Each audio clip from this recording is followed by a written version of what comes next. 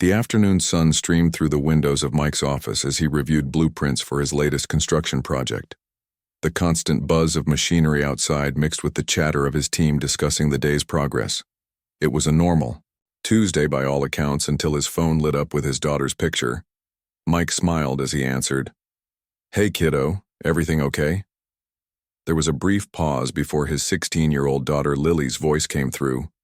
Something in her tone immediately made the hair on the back of his neck stand up. "Hi, Dad," she said, her voice slightly higher than normal. "Yeah, I'm just struggling with this math homework." Mike frowned slightly. Lily had always excelled in math. It was her favorite subject. She'd never called him at work about homework before. He straightened in his chair, setting down his pencil. "What part are you stuck on?" he asked carefully, trying to keep his voice casual while his instincts screamed that something wasn't right. "It's these equations," Lily said, her words coming too quickly.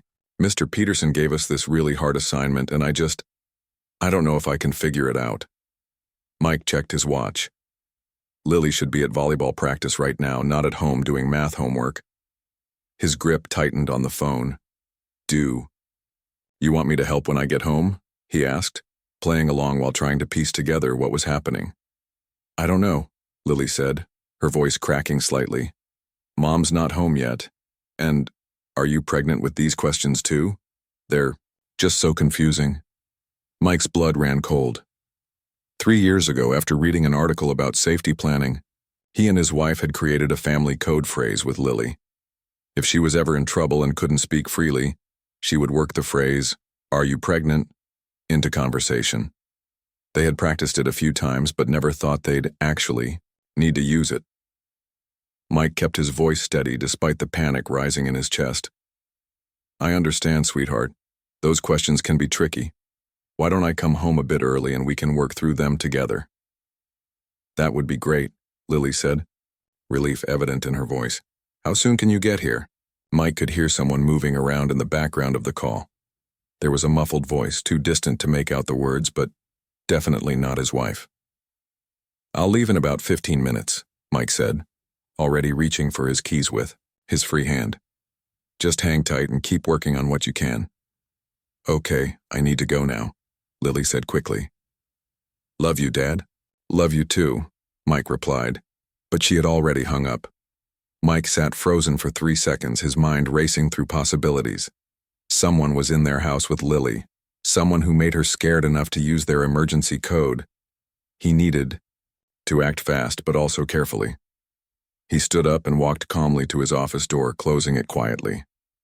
Then he pulled out his work phone and dialed 911, keeping his voice low as the dispatcher answered.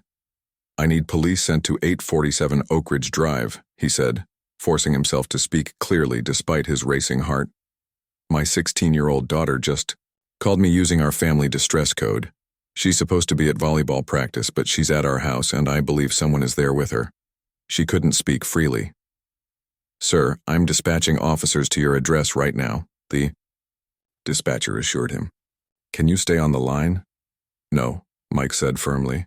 "I told her I'd be home in 15 minutes. If I don't show up or if I call back, whoever's with her might suspect something. I'm leaving now to head home." "Sir, the officers are advising that—" "I can't leave her there alone," Mike interrupted, already gathering his things. "I'll be careful, I promise. Just please tell the officers to hurry and to approach quietly without sirens." He ended the call and stepped out of his office, forcing a calm expression onto his face as he approached his foreman. "Dave, I need to head out. Family emergency," he said, surprised at how normal his voice sounded when his insides felt like they were being torn apart. Dave nodded, concern crossing his weathered face. "Everything okay?" "Lily's having a rough day. Nothing serious," Mike lied. "I'll keep you posted." The drive home was the longest 12 minutes of Mike's life. Every red light felt like torture. Every slow driver ahead of him was an obstacle between him and his daughter. His mind created terrible scenarios, each worse than the last.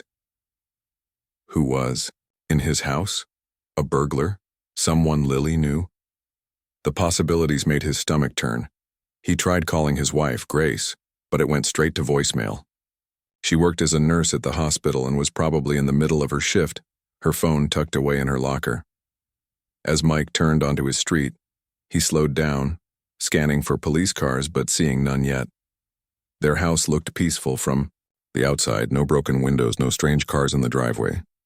Just their familiar two-story home with the basketball hoop in the driveway and Grace's flower beds lining the front walk. He parked a few houses down, not wanting to alert whoever was inside with the sound of the garage door opening.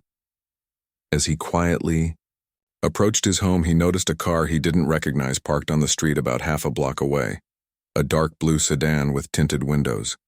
Mike's phone vibrated in his pocket. A text from an unknown number. "This is Officer Ramirez. We're approaching from the back of your property. 4 officers on scene. Please remain in your vehicle." Too late for that, Mike thought, but he stopped walking and took cover behind his neighbor's large oak tree. His heart pounded so loudly he was sure anyone nearby could hear it. From his position, he could see 2 police officers moving silently around the side of his house, while a police cruiser rolled quietly up the street. Lights off. The officer driving stopped a few houses away and got out, motioning for Mike to come to him. Mike hurried over, his legs feeling strangely weak. "Mr. Clark?" the officer asked in a low voice. Mike nodded. "My daughter's inside. She used our safety code. Someone's with her. We've got officers positioning around the house," the officer explained quickly. "Do you know how many people might be inside?" "Just Lily, as far as I know, and whoever she's afraid of." Mike ran a hand through his hair. "She's supposed to be at volleyball practice. I don't know why she's home or who might be with her." The radio on the officer's shoulder crackled softly. Movement in the living room. 2 individuals visible, teenage female and adult male. Mike's body went rigid. "Let me go in. She'll respond to me." The officer shook his head firmly. "That's not happening, sir. We need you to stay here where it's safe." Another message came through the radio. "Male subject moving toward back door, appears to be preparing to leave." "Tell me what's happening," Mike demanded, his voice breaking. "Please." Before the officer could respond, a commotion erupted from the direction of his house. There were shouts, the sound of a door being forced open, and then several loud voices calling out police commands. Mike broke away from the officer and ran toward his home, ignoring the shouts to stay back. He reached the front yard just as 2 officers emerged from the side gate, escorting a man in handcuffs. The man looked to be in his 30s with dark hair and an expression of stunned disbelief. He kept shaking his head and saying something Mike couldn't make out. Mike barely registered the man's face before he was rushing past them, up the front steps and into his house, calling out for his daughter. He found her in the living room, sitting on the couch with a female officer beside her. Lily's face was pale, her eyes red-rimmed, but she appeared physically unharmed. When she saw him, she burst into tears and ran into his arms. "You came," she sobbed against his chest. "You understood." "Of course I did," Mike whispered, holding her tightly, his own eyes filling with tears. "Are you hurt? Did he hurt you?" Lily shook her head against his shoulder. "No. He just wouldn't let me leave. He kept saying we needed to talk." The female officer approached them gently. "Sir, we'll need to ask your daughter some questions, but we can do that at the station if you'd prefer." Mike nodded, not trusting himself to speak as relief and anger battled within him. Later, at the police station, the full story emerged. The man was a teacher's aide at Lily's school who had developed an inappropriate interest in her. He'd been sending her messages for weeks, and when she finally blocked his number, he'd shown up at their house claiming he needed to talk to her about an important school matter. When Lily realized his intentions weren't professional, she'd tried to leave, but he'd prevented her from doing so. "You did everything right," Mike told her as they waited for Grace to arrive at the station. "Using our code was brilliant." Lily wiped her eyes. "I wasn't sure you'd remember it. We came up with it so long ago." "I'll always remember anything that keeps you safe," Mike promised, squeezing her hand. "Always." As they sat together in the sterile police station waiting room, Mike reflected on how a simple phrase, one they'd created years ago and had almost forgotten, had possibly prevented something much worse from happening. The world suddenly seemed full of invisible threats, but also, he realized, full of small protections they had built together as a family. Those small things, it turned out, could make all the difference. The fluorescent lights of the police station buzzed overhead as Mike sat with his arm around Lily. His wife Grace had arrived 20 minutes ago, her face pale with worry, and her nurse's scrub still on from rushing straight from her shift. She hadn't stopped holding Lily's hand since she'd gotten there. Detective Paula Chen approached them with a clipboard and a gentle smile. She was in her 40s with kind eyes that had likely seen too much in her career. "How are you holding up?" she asked Lily. "I'm okay," Lily said quietly. "Just tired." "Detective," Chen nodded. "I understand. We just have a few more questions and then you can go home and rest." She turned to Mike and Grace. "Actually, if it's all right with you, I'd like to speak with Lily alone for a moment." Mike felt Grace tense beside him. "Is that necessary?" she asked. "Sometimes teens find it easier to share certain details without parents present," Detective Chen explained. "It's standard procedure, and it might help us build a stronger case." Mike and Grace exchanged a look before reluctantly agreeing. They watched as Detective Chen led Lily to a small interview room down the hall. "What aren't they telling us?" Grace whispered once they were alone. Mike shook his head. "I don't know, but Lily said he didn't hurt her." "Then why do I feel like there's more to this story?" Grace ran her fingers through her short brown hair, a nervous habit she'd had for as long as Mike had known her. Mike had been wondering the same thing. The brief explanation they'd gotten so far, that the man was a teacher's aide who had developed an inappropriate interest in Lily, seemed too simple. How had he gotten their home address? Why had Lily been home instead of at volleyball practice? Why hadn't she called them sooner? A different officer approached them, a tall man with a receding hairline who introduced himself as Sergeant Wilson. "Mr. and Mrs. Clark, we've been looking into Mr. Thomas's background," he said, referring to the man they'd arrested at their home. "He's been working at the high school for about 8 months. No prior criminal record, but we found some concerning digital evidence on his phone." "What kind of evidence?" Mike asked, dreading the answer. "Messages between him and your daughter going back several weeks," Sergeant Wilson said carefully. "It appears he first approached her offering extra help with her college applications, which evolved into more personal conversations." "College applications?" Grace repeated. "Lily's only a junior. She hasn't started applying yet." The sergeant nodded grimly. "That's a common tactic. Offer help with something school-related as a way to establish contact." He hesitated before continuing. "We also found messages indicating Lily had been meeting with him after school for what he called mentoring sessions." Mike felt like he'd been punched in the stomach. "What?" "No, Lily would have told us about that." "Actually," the sergeant said, "the messages suggest she was told to keep these meetings private. He convinced her that these sessions would give her an edge for top universities, but that other students might be jealous if they knew about the special attention." Grace covered her mouth with her hand. "Oh my God." "What about volleyball?" Mike asked. "She's supposed to have practice 3 days a week." "According to her coach, she quit the team 2 weeks ago," Sergeant Wilson said. "She told the coach her parents wanted her to focus on academics." Mike and Grace stared at each other in shock. Lily had still been coming home at the usual time after practice, still wearing her gym clothes, still talking about volleyball drills and team drama at dinner. "We had no idea," Grace whispered. "How could we not know?" The sergeant's expression softened. "Please don't blame yourselves. These situations involve careful manipulation. The perpetrators are experts at driving wedges between teens and their parents, creating secrets and making the teen feel special." Mike thought back over the past few weeks. Had there been signs he'd missed? Lily had been a bit more withdrawn, spending more time in her room. She'd been less enthusiastic about family activities, but he'd chalked it up to normal teenage moodiness, to her being busy with school and friends. "What exactly was his plan today?" Mike asked, his voice tight. "Why was he at our house?" The sergeant glanced down at his notes. "We're still piecing that together. Based on the messages we've recovered, it seems he wanted to take Lily on a weekend trip to visit a college campus in the next state." He told her it was arranged through the school, but there's no record of any such trip. He came to your house today to have her sign fake permission forms that he planned to show to anyone who questioned them, traveling together. Grace made a choked sound. He was planning to take her across state lines? It appears so, the sergeant confirmed, which would have escalated the charges significantly if he'd succeeded. Mike's mind reeled with the implications. If Lily hadn't used their code phrase, if he hadn't recognized it for what it was, if the police hadn't responded so quickly.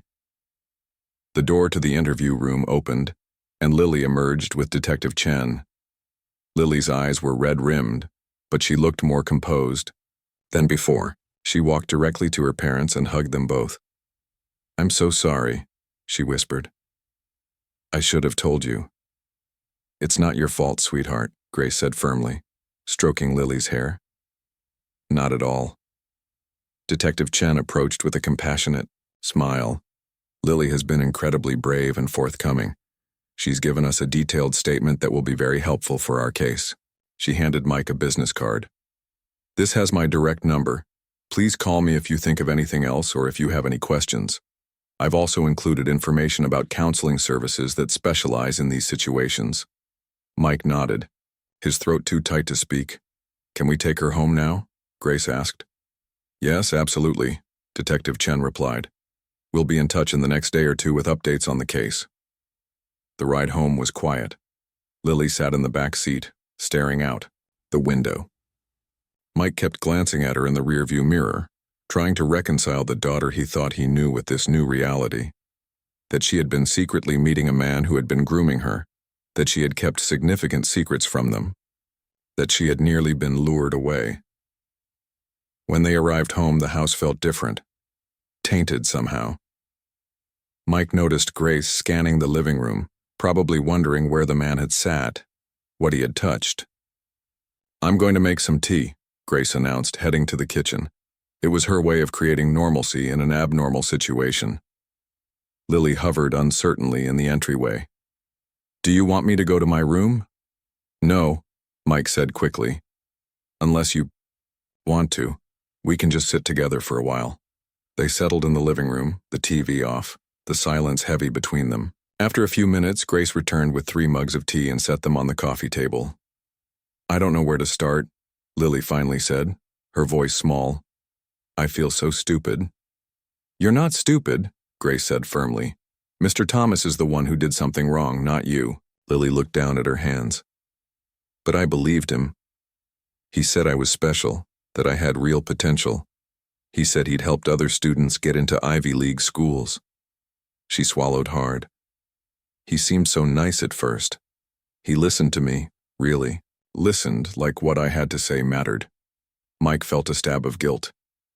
Had he not been listening to his daughter enough? "When did it start?" he asked gently. "About 2 months ago," Lily said. "He was supervising study hall and he noticed I was reading a book about architecture. He told me his brother was an architect and that I should consider it as a career. Then he offered to help me prepare a portfolio for college applications." She shook her head. "It all seemed so innocent." "And the volleyball team?" Grace prompted. "Why did you quit?" Lily's cheeks flushed with shame. "He convinced me I was wasting my time with sports when I could be building my college resume. He said he could meet with me during those hours instead, to work on special projects." She looked up, tears in her eyes. "I know I should have told you. He just made it seem like it would be this amazing opportunity, but only if I kept it quiet." Mike reached for her hand. "What made you realize something wasn't right?" Lily was quiet for a moment. "It was gradual. He started texting me at night, asking personal questions. Then he suggested the college visit, but said we should keep it between us because the school could only sponsor one student." She took a shaky breath. "When he showed up here today, he was different, more intense. He kept saying we had a special connection, that he could help me have an amazing future, but only if I trusted him completely." She wiped her eyes. "When I tried to call Mom, he took my phone. He said he just needed a minute to explain everything. That's when I knew I had to call you, Dad. I pretended I needed help with homework so he'd give my phone back. Mike squeezed her hand. You were so smart to use our code. I'm so proud of you for that. I almost didn't, Lily admitted. I wasn't. Sure you'd remember it. Of course we remembered, Grace said, moving to sit on Lily's other side. We made that code to keep you safe. That's our job. Lily leaned against her mother's shoulder. I feel like I'll never trust my judgment again. He seemed so normal, so trustworthy. People like that are good at appearing trustworthy, Mike said. That's how they operate. They sat together as the evening deepened into night, talking through what had happened, crying together, reassuring each other. It wasn't until Lily had finally gone to bed that Mike allowed himself to fully feel the rage that had been building inside him. Rage at the man who had targeted his daughter, but also at himself for not seeing the signs.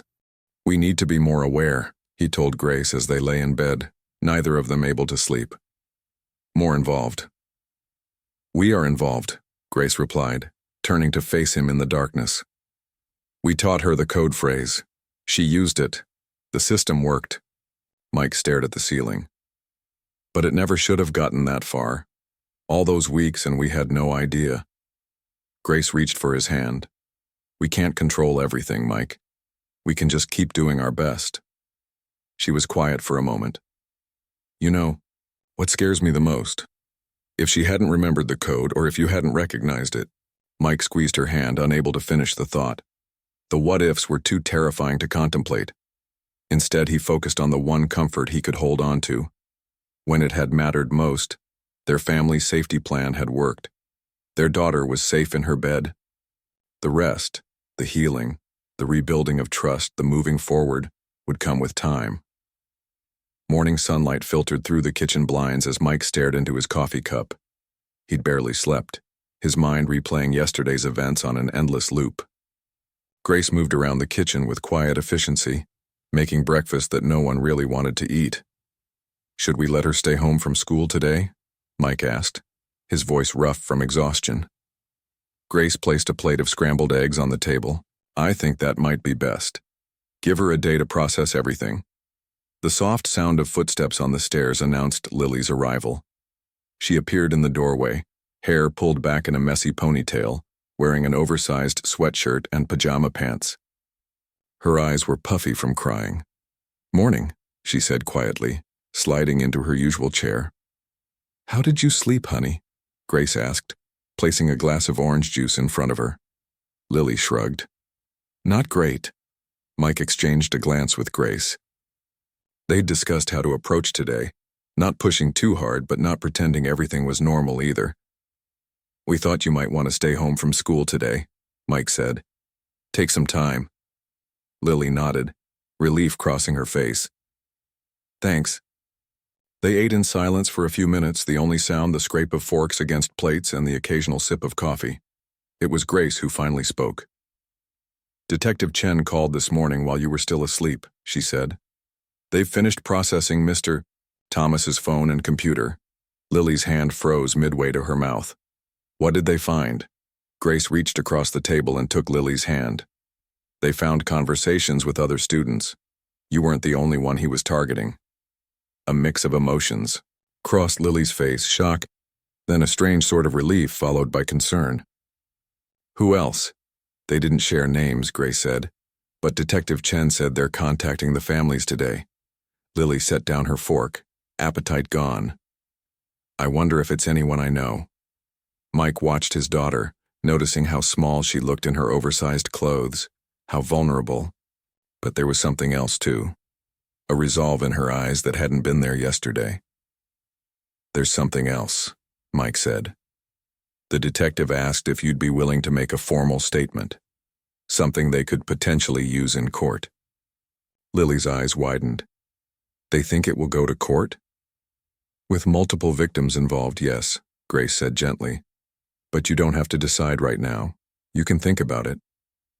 Lily was quiet for a moment, pushing eggs around her plate. I want to do it, she finally said. If it helps stop him from doing this to someone else, I want to help. Mike felt a surge of pride through his worry. We'll support whatever you decide. The doorbell rang, startling all three of them. Mike stood quickly. "I'll get it." He opened the front door to find Detective Chen on their porch, dressed in a navy blazer and slacks instead of the more casual clothes she'd worn yesterday. "Good morning, Mr. Clark," she said. "I hope I'm not interrupting breakfast." "Not at all," Mike said, stepping back to let her in. "We were just talking about your call, actually." Detective Chen followed him to the kitchen, greeting Grace and Lily with a warm smile. "I know it's early to be dropping by, but there have been some developments in the case that I wanted to discuss in person." Grace offered the detective coffee, which she accepted gratefully. Once they were all seated around the kitchen table, Detective Chen opened a thin folder she'd brought with her. "First, I want to update you on Mr. Thomas's status," she began. "He's being held without bail, given the seriousness of the charges and the evidence we've gathered." "What exactly is he being charged with?" Mike asked. "Currently, attempted kidnapping, child endangerment, and using electronic communication to solicit a minor," Detective Chen explained. "But as we continue to investigate, there may be additional charges." Lily wrapped her hands around her juice glass. "You told my mom there were other students?" Detective Chen nodded. "Yes.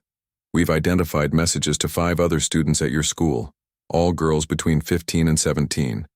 In each case, he used a similar approach, offering special academic help, suggesting private meetings, and gradually increasing personal contact." "Did he?"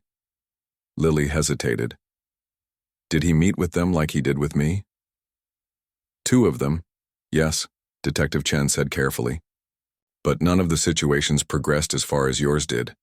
You were the only one he attempted to take across state lines." A shiver ran through Lily visibly. Mike resisted the urge to reach for her, giving her space to process this information. "This is where things get a bit more complicated," Detective Chen continued. "When we searched Mr. Thomas's apartment, we found evidence suggesting he's done this before, in other school districts." "What kind of evidence?" Grace asked. "Journals, primarily." "And some concerning photographs. Nothing explicit," Detective Chen added quickly, seeing their expressions. "But pictures taken of students from a distance, in public places. Based on school logos on clothing, we believe he's worked in at least 3 other districts in the past 5 years." Mike felt sick. "And no one caught on? No one reported him?" "We're looking into that," Detective Chen said. "But people like Mr. Thomas are very good at staying just on the right side of suspicious. They present well to other adults, especially authority figures. They're careful about what they put in writing, and they're experts at convincing their targets to keep quiet." Lily stared down at the table. "He always made me feel special, like he saw something in me that no one else did." Detective Chen nodded. "That's their playbook. Make the teenager feel understood and appreciated in a way they think their parents and friends don't. It's particularly effective with bright, ambitious students who are eager for recognition." Mike felt a stab of guilt. Had he not been praising Lily enough? Had he missed her need for validation? As if reading his thoughts, Detective Chen added, "This isn't a reflection on your parenting. Good kids from loving families can still be vulnerable to this kind of manipulation. Teenagers are naturally seeking independence and identity. Predators exploit that normal developmental phase." Grace cleared her throat. "You mentioned you wanted to talk to Lily about making a statement?" "Yes," Detective Chen said, turning to Lily. "Your account would be very helpful for our case, but I want to be clear. This would eventually mean testifying in court, which can be stressful." Lily sat up straighter. "I'll do it. I want to make sure he can't do this again." Detective Chen smiled. "That's very brave. We can start with a recorded statement at the station whenever you feel ready." "Can we do it today?" Lily asked, surprising everyone. "I just want to get it over with." "If you're sure," Detective Chen said. "We could do it this afternoon." After Detective Chen left, promising to return at 2 o'clock, Lily retreated to her room. Mike and Grace lingered in the kitchen, speaking in low voices. "I'm worried about her," Grace admitted. "She seems determined, but is she really ready for this?" Mike rinsed out his coffee cup. "I don't know, but I think we need to let her take the lead on this. It might help her feel some control over the situation. Grace nodded. You're right. I just wish we could protect her from all of it. A soft knock at the kitchen door made them both turn. Lily stood there, phone in hand, looking uncertain. My phone keeps buzzing, she said. People from school are texting, asking why I wasn't in homeroom. Someone said they saw police at our house yesterday. Mike and Grace exchanged a glance. They hadn't thought about how to handle the social fallout at school. What do you want to tell them? Mike asked. Lily leaned against the doorframe. I don't know. I don't want everyone knowing what happened. But I also don't want rumors spreading. You could keep it vague, Grace suggested. Just say there was a family emergency. Lily looked down at her phone as it buzzed again. What about when I go back to school? What if people have heard about Mr. Thomas being arrested? It was a valid concern. News traveled fast in their small community, especially something involving a school employee. Let's talk to Detective Chen about that this afternoon, Mike said. She might have advice from similar cases. Lily nodded, then hesitated. There's something else. Can I show you guys something? She led them to her room and opened her laptop. After Mr. Thomas first started talking to me, he suggested I download this messaging app. He said it was what colleges use for admission interviews. She pulled up a program Mike didn't recognize, but then he had me turn off the notification sounds and asked me to delete our conversation threads after each chat. Mike felt his stomach clench. Did you? Delete the conversations? Some of them, Lily admitted, but not all. I forgot sometimes. She clicked through to a folder. I saved screenshots too, whenever he said something that made me uncomfortable.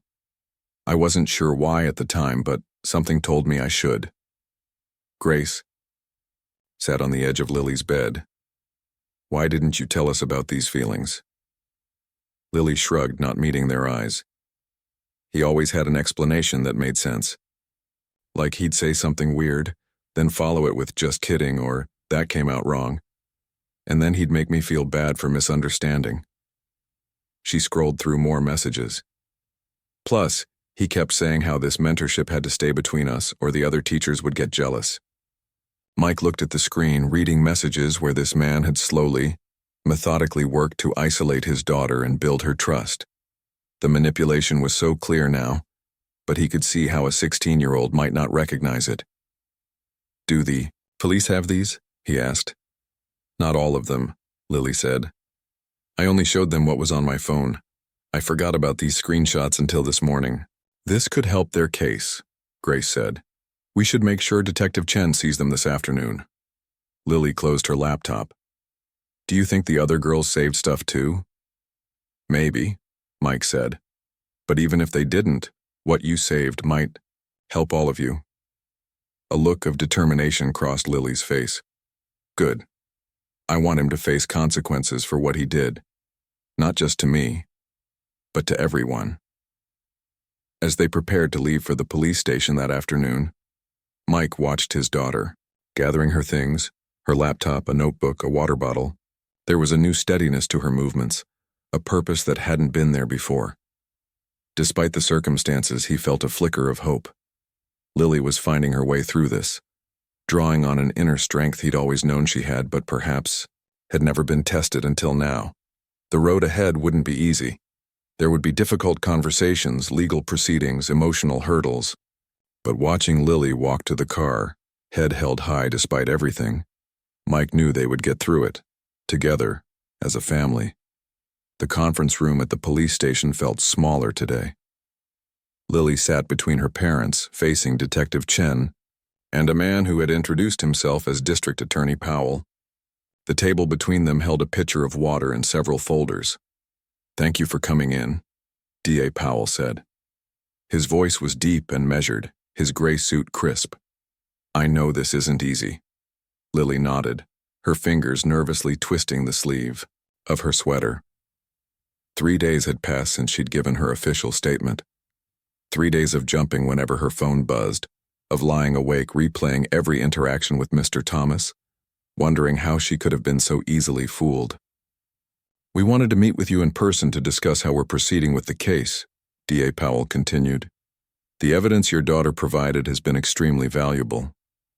Mike reached under the table and squeezed Lily's hand. The screenshots she had saved, combined with the messages recovered from Mr. Thomas's devices, had painted a clear picture of his methodical grooming process. What happens now? Grace asked. We've formally charged Mr. Thomas with multiple counts, the DA explained. In addition to the charges related to Lily, we've added charges for his interactions with the other students. Detective Chen opened one of the folders. We've also been in contact with authorities in the other school districts where he worked. 2 additional cases have been opened based on our findings. Lily looked up. Other districts? You mean before he came to our school? Yes, Detective Chen confirmed. We believe he's been engaging in this behavior for several years, moving from district to district when suspicions arose. How did he keep getting hired? Mike asked, unable to keep the anger from his voice. Doesn't anyone check references? D.A. Powell nodded. That's part of what we're investigating. It appears he was asked to resign from at least one previous position, but no formal complaints were filed. The school may have simply wanted to avoid negative publicity. So they just passed the problem on to the next school, Grace said bitterly. Unfortunately, that happens more often than you'd think, Detective Chen said. But that's changing. His current case will create a permanent record that can't be ignored. Lily straightened in her chair. What do you need from me now? That's what we wanted to discuss, D.A. Powell said. Ideally, we'd like you to testify at the trial. Your first-hand account would be powerful evidence. Mike felt Lily tense beside him. Would she have to face him in court? He asked. Yes, the DA acknowledged. But we'd prepare her thoroughly, and she'd have support throughout the process. Lily took a deep breath. When would the trial be? That's the other thing we need to discuss, Detective Chen said. Mr. Thomas has been offered a plea deal. What does that mean? Lily asked. It means he could plead guilty to certain charges in exchange for a slightly reduced sentence, D.A. Powell explained. This would spare all the victims from having to testify in open court. Would he still go to jail? Grace asked sharply. Yes, absolutely, the DA assured her. The deal we've offered still includes significant prison time and requires him to register as a sex offender upon release. He would never be able to work with minors again. Mike looked at Lily. What do you think, kiddo? This should be your decision. Lily was quiet for a moment, considering. Would the other girls have to testify if there's a trial? Most likely, yes, Detective Chen said. Some of them might find that very difficult, D.A. Powell added. 2 of the girls haven't even told their parents the full extent of their interactions with Mr. Thomas. They're afraid of being blamed or not believed.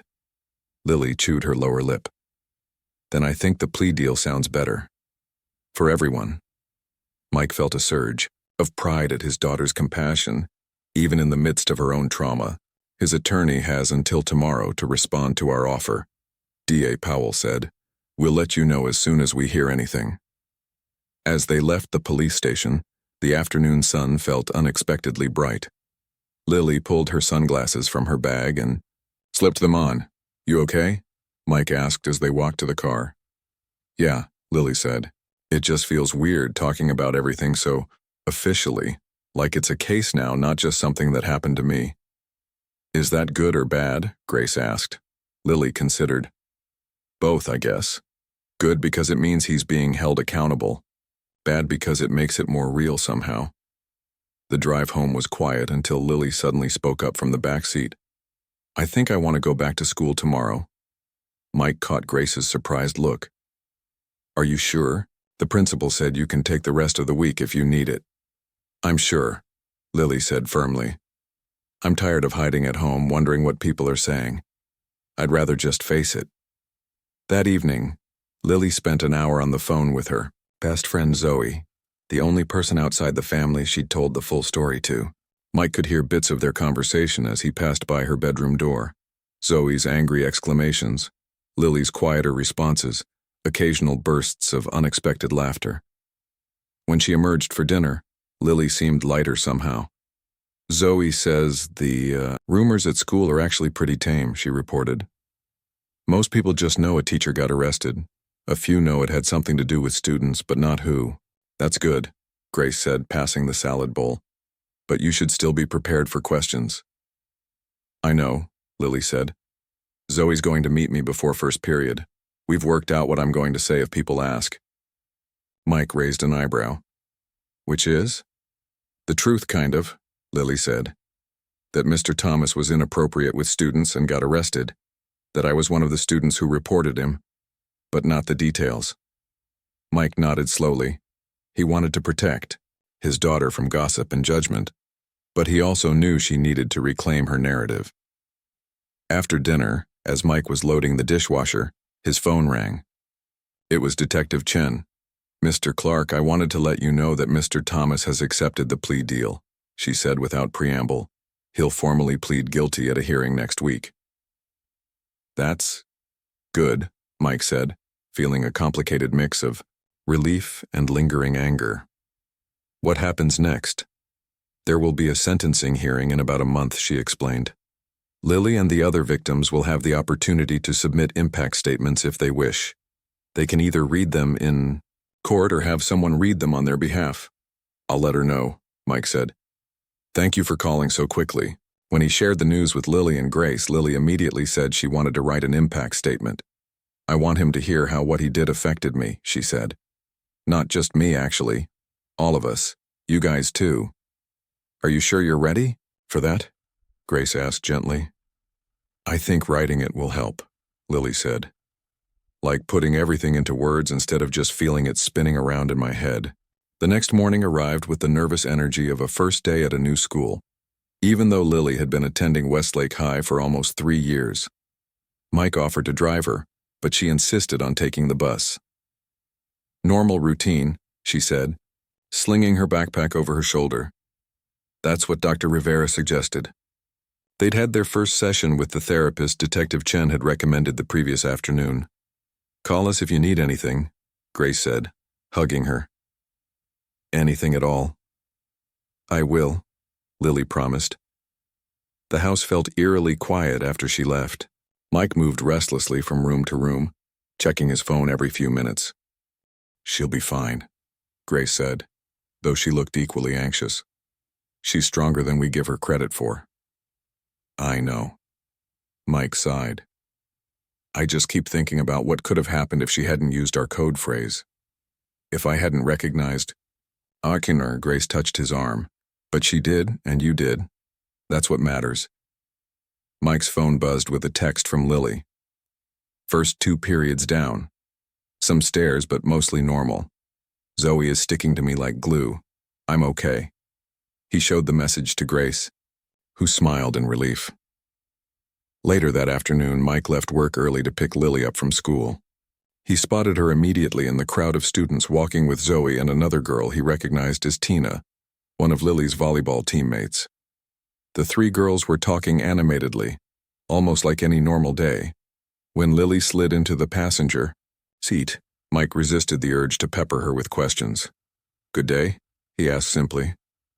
Better than I expected, Lily said, buckling her seatbelt. My math teacher pulled me aside to say she was proud of me for being brave. She didn't say what for, but I knew what she meant. That's nice, Mike said. And Coach Reynolds asked if I wanted to rejoin the volleyball team, Lily continued. She said they'd save my spot. Do you want to? Lily looked out the window. I'm thinking about it. It would be nice to have something normal again. As they drove home, Lily told him about her day. The awkward moments when conversations stopped as she approached. The surprising kindness from teachers. The sheer relief of ordinary school problems like pop quizzes and cafeteria food. There's something else, she said as they pulled into their driveway. Detective Chen came to school today to talk to all the girls who were involved. She asked if we'd be willing to meet as a group. Kind of like a support thing. What did you say? Mike asked. I said I would, Lily replied. It might help to talk to people who understand exactly what it was like. She hesitated. One of the girls, Beth, she was crying. She said she still didn't understand how she could have been so stupid. You weren't stupid, Mike said, automatically. None of you were. That's what I told her, Lily said. I said he was the one who did something wrong, not us. She gave a small smile. That's what you and Mom keep telling me, right? I think I'm starting to believe it. That evening, after Lily had gone upstairs to start her homework, Mike found Grace in their bedroom, sitting on the edge of the bed with a small book in her hands. What's that? He asked, sitting beside her. Remember when Lily was born and we wrote down all those promises to her? Grace said, showing him the baby journal they'd filled out years ago. All the ways we were going, to keep her safe, all the things we were going to teach her. Mike smiled at the sight of his younger self's handwriting, so earnest and optimistic. We had no idea what we were in for, did we? No, Grace agreed. But we did get some things right. She pointed to a page where they'd written, "We promise to always listen to you, to believe you, and to stand by you no matter what." We did that, Mike said softly. And we taught her to look out for herself too. That code phrase saved her. Grace leaned against his shoulder. She's going to be okay, isn't she? Mike thought about Lily's determination to return to school, her compassion for the other victims, her willingness to face what had happened instead of trying to bury it. Yeah, he said. I think she is. It'll take time. But she's already showing us how resilient she is. Through the open door, they could hear Lily's voice as she talked on. The phone, probably with Zoe again. There was a hint of laughter in it, tentative but real. Not the sound of someone broken, but of someone beginning to heal. The courthouse steps were crowded with reporters and curious onlookers as Mike, Grace, and Lily made their way inside. 6 weeks had passed since Mr. Thomas's arrest. 6 weeks of therapy sessions, support group meetings, and slowly finding a new normal. Today was the sentencing hearing, and Lily had decided to read her impact statement in person. You sure you're up for this? Mike asked as they passed through security. D.A. Powell said he could read it for you. Lily nodded, clutching the folder that held her carefully written statement. I'm sure. I want to look him in the eye when I say these things. They found seats in the courtroom, which was already half full. Detective Chen nodded to them from a few rows ahead. Near the front sat 4 other teenage girls with their families, the other victims from Lily's school. Lily had met with them several times now in a support group led by a counselor who specialized in cases like theirs. One of the girls, a petite sophomore named Carrie, turned and gave Lily a small wave. Lily waved back. Mike had been surprised by the bond that had formed between the girls. Despite the terrible circumstances that had brought them together, they'd found strength in their shared experience. All rise, called the bailiff as the judge entered the courtroom. The proceedings began with formal statements from the prosecution and defense. Mr. Thomas sat at the defense table in a dark suit, looking smaller and less imposing than Mike remembered. He kept his eyes downward, never turning to look at the girls seated behind him. When it came time for the victim impact statements, Carrie went first. Her voice shook as she described how Mr. Thomas had manipulated her, making her feel special with his attention, and then slowly isolating her from friends and family. I stopped trusting my own feelings, she said. Even now, I second-guess every new person I meet, wondering if they have secret motives for being nice to me. 2 other girls chose to have their statements read by their parents. The 4th girl, Beth, spoke briefly but powerfully about the shame she had felt, believing she had somehow invited his inappropriate behavior. Then it was Lily's turn. Mike felt Grace's hand tighten around his as their daughter walked to the podium. Lily smoothed her statement on the wooden surface, took a deep breath, and began to speak. My name is Lily Clark, and I'm 16 years old. 4 months ago, I thought I was special because a teacher singled me out for extra attention. 2 months ago, I was lying to my parents about where I was after school so I could meet with him. 6 weeks ago, he was in my house, planning to take me across state lines for what he called a college visit. She paused, her eyes finding Mr. Thomas for the first time. He still wouldn't look up. I used to think I was smart, Lily continued. I get good grades. I have plans for college and a career. I thought I could spot danger a mile away. But Mr. Thomas taught me that predators don't look like monsters. They Look like mentors. They don't grab you on the street, they earn your trust over time. Mike watched his daughter standing straight and tall, her voice growing stronger with each word. What Mr. Thomas did affected more than just me.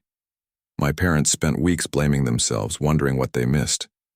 My friends didn't know how to act around me at first. My teachers look at me differently now. Lily turned a page in her statement. But here's what else happened. I learned that my parents will always be there for me, even when I've kept secrets from them. I learned that the safety code we created years ago actually works. I learned that there are good people like Detective Chen who dedicate their lives to protecting kids like me. And I learned that I'm stronger than I thought. She looked directly at Mr. Thomas again. This time he glanced up briefly before looking away. I'm not your victim anymore, Lily said clearly. I'm a survivor. And every time I tell my story, you have less power over me and other girls like me. She returned to her seat between Mike and Grace, who both squeezed her hands in silent support. After all the statements had been read, the judge addressed Mr. Thomas directly.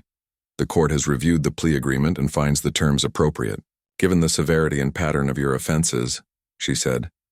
However, I want to be clear that this sentence reflects not only your actions toward these 5 brave young women, but also your abuse of position and trust as an educator. The judge sentenced Mr. Thomas to 12 years in prison, with no possibility of parole for at least 8 years. Upon release, he would be required to register as a sex offender for life, and would be prohibited from working in any capacity with minors. As the bailiff led Mr. Thomas away in handcuffs, Lily let out a long breath. It's really over now, she whispered. Mike put his arm around her shoulders. You did great, kiddo. Really great. Outside the courthouse, the families gathered in a quiet corner of the plaza, away from the reporters who were busy interviewing D.A. Powell. I was so nervous I thought I might throw up, Carrie admitted with a small laugh. Me too, said Beth. But it felt good to say those things out loud. Detective Chen approached the group. I wanted to thank all of you for your courage today. Your statements will make a difference, not just in this case, but potentially for other cases too. What do you mean? Grace asked. The school district is launching a full investigation into how Mr. Thomas was hired, despite the red flags at his previous schools, Detective Chen explained. They're also implementing new training for students and staff about recognizing grooming behaviors. Lily looked thoughtful. Do you think it will help? The training? I do, Detective Chen said, especially if it includes real stories from survivors like all of you. Knowledge is power. As they drove home from the courthouse, Lily was quiet, staring out the window. Penny, for your thoughts? Mike asked, glancing at her in the rearview mirror. I was just thinking about what Detective Chen said, Lily replied, about our stories helping other people. Your statement was very powerful, Grace said. I'm sure it will stick with people. I've been thinking, Lily said hesitantly. What if we did more than that? What if we talked to other schools, other parents, taught them about our code phrase and how it worked? Mike and Grace exchanged a look. You'd want to share your story like that? Mike asked. It's a lot to take on. Maybe not right away, Lily admitted. But someday, if it could help even one family. 3 months later, Mike stood at the back of the Westlake High School auditorium, watching his daughter on stage. Beside her were Carrie, Beth, and the other girls from the support group. They were speaking to an assembly of students, parents, and teachers about their experiences. The most important thing to remember, Lily was saying, is that predators count on silence. They tell you to keep secrets. They isolate you from people who care about you. They make you doubt yourself. She looked out at the audience, her gaze finding Mike and Grace in the crowd. My family had created a code phrase years before, just in case I was ever in trouble and couldn't speak freely. We decided on "Are you pregnant?" because it was something I'd never say in normal conversation. A murmur of recognition rippled through the audience. When Mr. Thomas was in our house that day, I managed to call my dad. I worked our code phrase into the conversation, pretending I was talking about math homework. My dad recognized it immediately and called the police. She paused, letting her words sink in. I'm not telling you this so you'll be scared all the time. I'm telling you so you'll be prepared. Have conversations with your family. Create your own code phrases. And most importantly, remember that no matter what anyone tells you, you're never alone. After the assembly, several parents approached Mike and Grace, asking about their family code system and how they'd implemented it. "We just read an article about it when Lily was younger," Grace explained. "It seemed like a good precaution." "We never really thought we'd need it," Mike added, "but we practiced it a few times, made sure she knew when to use it." "And it saved her," one mother said, her eyes filling with tears. "I'm setting up a code with my kids tonight." Later that evening, they celebrated with pizza and ice cream at home. Lily had invited Carrie and Beth over, and the three girls were now sprawled across the living room floor, talking and laughing like normal teenagers. Grace found Mike in the kitchen, watching them through the doorway. "She seems happy," Grace said softly. "Really happy, not just putting on a brave face." Mike nodded. "Dr. Rivera says she's making incredible progress." "Do you think she'll ever be completely over it?" Grace asked. Mike considered this. "I don't know if over it is the right way to think about it. It's part of her story now. But it doesn't define her." Through the doorway, they could hear Lily talking animatedly about volleyball. She'd rejoined the team a month ago and was training hard to make up for lost time. "We got an email from that parent group in Plainfield," Grace mentioned. "They want us to come speak next month." "All three of us?" Mike asked. Grace nodded. "They specifically asked for our whole family. They want to hear about the code phrase from all perspectives." Mike smiled. "Who would have thought our family emergency plan would end up helping so many people?" From the living room came a burst of genuine laughter. Lily appeared in the doorway, her eyes bright. "Hey, what are you two whispering about in here?" "Beth's mom is picking them up soon and we're going to watch that new movie before they go." "Nothing important," Mike said. "Just talking about how proud we are of you." Lily rolled her eyes, but her smile was warm. "You guys are so sappy sometimes." She hesitated, then added, "But thanks for everything." As Lily returned to her friends, Mike and Grace exchanged a look of quiet understanding. The past few months had been a journey none of them would have chosen, full of pain, fear, and difficult conversations. But they had come through it together, their family bond stronger than before. And that code phrase, created years ago during a casual family dinner and almost forgotten, had proven to be more important than they could have ever imagined. 3 simple words that had potentially saved their daughter's life. "Are you pregnant?" Simple words that had now become part of a larger conversation, spreading to other families, other schools, other communities. A small protective measure that was creating ripples of safety and awareness far beyond their own home. Mike joined the girls in the living room, carrying a bowl of popcorn for their movie night. Watching Lily laugh with her friends, he felt a deep sense of gratitude. They still had challenges ahead, but tonight, in this moment, they were okay, and that was enough.